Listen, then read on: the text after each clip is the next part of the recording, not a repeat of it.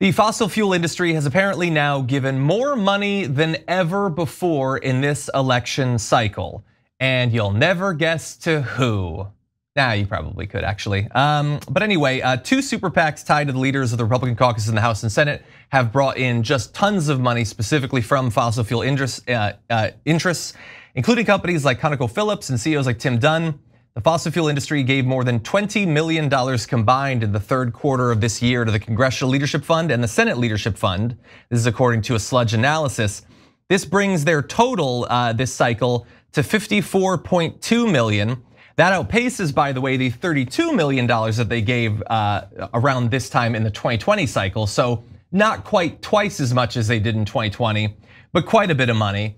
And let's just stop for a second. Look, we're gonna focus on this corruption, but just think about the fact that Elon Musk gave 50% more than all of the fossil fuel industry. We are reaching levels of corruption that, like, if you had proposed them a couple of years ago, people would have said you're being like apocalyptic.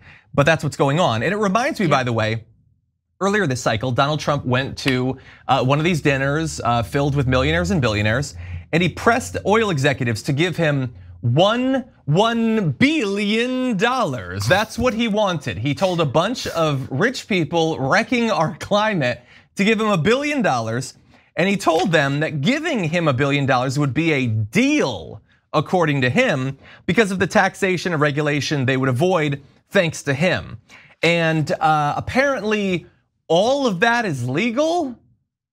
Sounds like the most obvious, like, cartoonish scale bribery that we've ever seen in our life. Now, they did not scrape together the $1 billion, but it's still 50 million, and that is a good bit. Francesca, what do you make of this?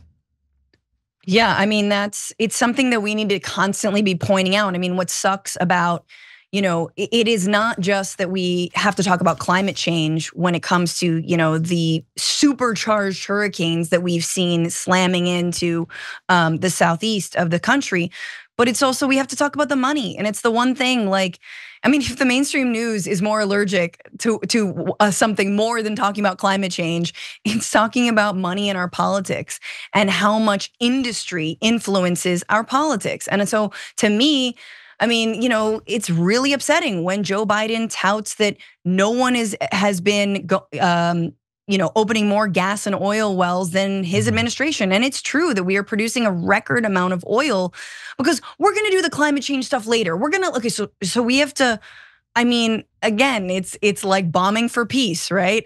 When does it stop? At some point, you have to decide to stop it. You have to keep it in the ground.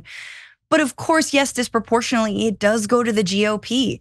And so you have to name that. I don't understand why we still live in fear. And I think we're gonna have to think a lot more structurally and boldly when it comes to climate action.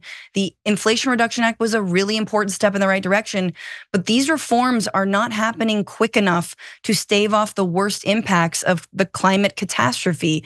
And so in this sense, I think the right is correct that they're like, oh, they want socialism. And it's like, yeah, but that would help. That actually would really help. You can't have infinite growth on a finite planet. You can't allow this amount of wealth hoarding, of private jets, of those kinds of emissions. Wealth hoarding is part of what leads to this amount of carbon in the atmosphere. So it's all connected, bro, whatever. Yeah, I think the term you were looking for, Francesca, was it's not bombing for peace anymore. It is de-escalation through escalation. I was thinking that too. Yes, updated our language. Namaste. But on this point, it's just like such an obvious bribe. It's like they're not even trying to hide it. They don't need to hide it. What's the repercussions? What law is there? What Supreme Court decision? What FEC guideline is there that this would violate? It's just so egregious, and they can do whatever they want, and it's only getting worse. So of course they're just heeding his call. And for Elon Musk, like you say, he relies so heavily on government subsidies for all of his enterprises. Most of their wealth is speculative, or most of their valuation is speculative. And a lot of it relies on continued government subsidies for Tesla and SpaceX and whatever. He doesn't want to be subject to all the unionization requirements for different parts of Biden's policies. So Trump repealing that opens the floodgates to more subsidies, more tax breaks for consumers who want to buy those products, those cars that aren't made by union laborers. So these issues are intersectional. That's why you need to see, and why we should support, obviously, a greener future and policies that would ensure that, but also a strong, robust labor sector, because a unionized workforce is going to create a green future. And that's why we have to see these as intersectional issues. Thanks for watching the video, guys. We also love it if you hit the join button below, because that makes you a member, and members allow us to be independent, honest. We can be as progressive as we want, no corporate media influence, and that's all because of you guys. We love doing the show with our members. Hit the join button, become one of the Young Turks.